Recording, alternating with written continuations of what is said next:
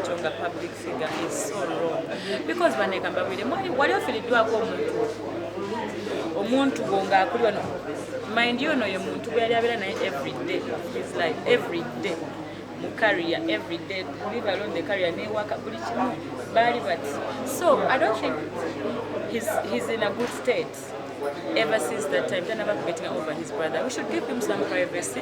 Whatever breaks it down at some point. Mumuleke let him be.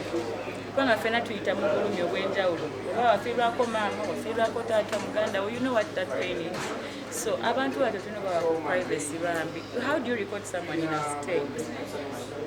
In a state like that. Shibi nyonyonya abachikola because of likes and comments. Really? We should do better. Muganda waffe tumwagala nnyo era we got him. Bagamba mu recordinga ya Lydia yagenze. Kamera zibeerako 24/7. Sagala kuba comment question. Babulire. Just I've told you one thing to you get goba wavirako ku muntu. Try to understand people and let them be. Togera kulimbalo ne wa pastor mugenza. Bye my maliriza nose. That can make endala. Emuyoka. Okay. Kwanza luka kushwanje. Kulimbalo ne pastor mugenza. Abali baba nabo be baluyita. So far. Betolulaba. Lukuba. Tolulaba. Lukuba. Bewunyenge jwa kwatagana mu naye. Ne pastor. Oyo pastor wange nsabira ku worship house. I know where you want to go. Kamba yambe komba yangu is to the point. Olimba twalukola emyaka ebiri emabega. Kati temu trying to refuse nga somewhere we mwagala olunyigawo telujjawo. Twalukola emyaka ebiri emabega. So during some katiza mu church pastor yakayimba mwakalaba kagwenga viral TikTok. So that's how we decided to let the song out. But tuna nyimba by the way ne nyimba ndoza zenera ne mu studio, so that's how we do. Ozina ne waka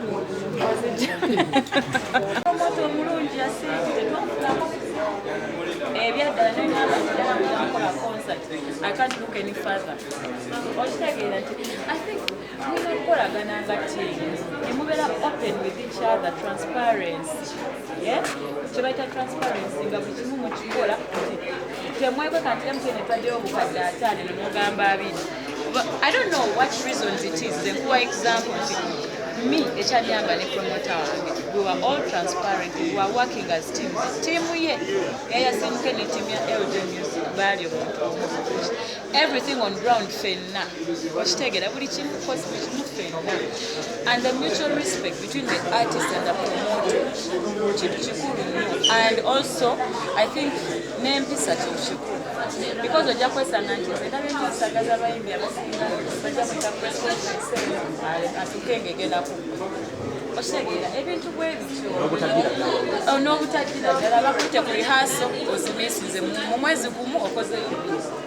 So also ne promoter naye n'ogenda mu basponsa ne bakuwakana akasente obuyimbi n'omugamba kala oba kwegamba. That's what I'm talking about, the transparency and the mutual respect, the teamwork. Okay, Lydia.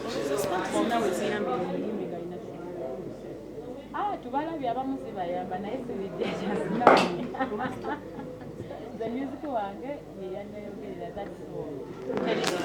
Anyway, that's the soul of stance. I'm not that kind of facing a concert yange. Also, you don't know church too. You know, but then for example, that was my first concert. Omutunga ekintu nawe olaba yakakikola twandize bumu ne tukola bumu ng'abayimbi leero enkyajo weryo ojja tegeka oneetaage okitegeera.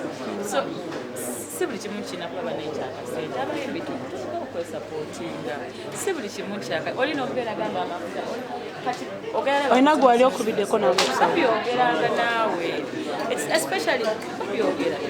We have actually worked for almost every artist on their concerts.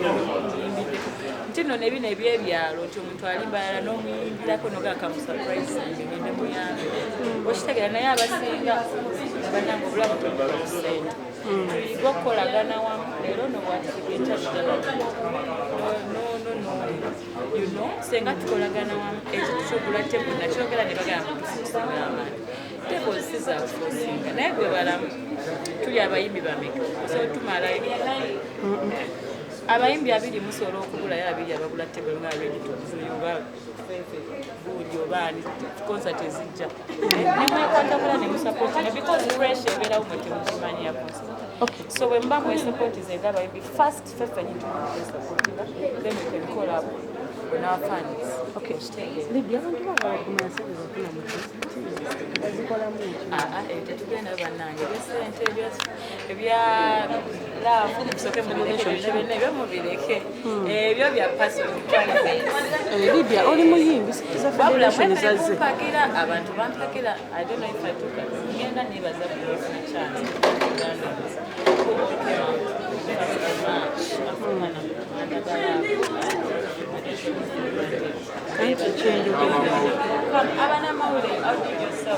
bangamba bali baludola babana mawule in one place ngabanji bali ku Africa na for my process sente za federation zafulumye wafunyeko mukwano ku sente za federation za sako bannange sijja kwogera bingi ku kintu ekyo kiri sensitive because we have a PR as a federation waliyo PR ajogerera please get time wenna leave alone the muwulira mu kubo kindly get time and look for the PR of the federation ababulire kimu abalage kimu because we have them okay ekisemba okuva mu nze abantu balina engeri gye bakompeyaringa ennyo ku minister ebintu ebikuyisa biti ate tumanyi oyina omuntu any comparison nze na minister tukwatagalirawa bagamba mbogwe ne Kenzo but aren't you like tired of that question really guys right now out of respect I don't answer that question out of respect now abantu mubaleke mu relationships zaabwe you know so I don't feel like we need to poke people nga bali mu bintu ebyo bwebityo bambi tubalekere privacy yaabwe out of respect Lydia Jazimine